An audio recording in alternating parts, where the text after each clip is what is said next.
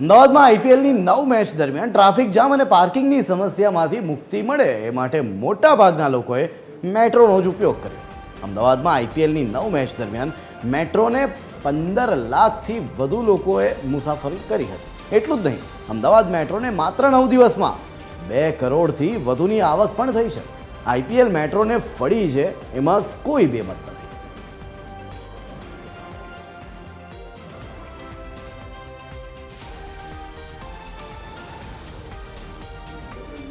અમદાવાદમાં આઈપીએલની જે 9 મેચો રમાઈ હતી, જેનાથી જ મેટ્રોને સૌથી વધુ ફાયદો થયો છે. જ્યાં દરરોજ માંડ લાખોમાં પહોંચતો આંકડો આ 9 દિવસમાં 2 કરોડ સુધી પહોંચી ગયો છે.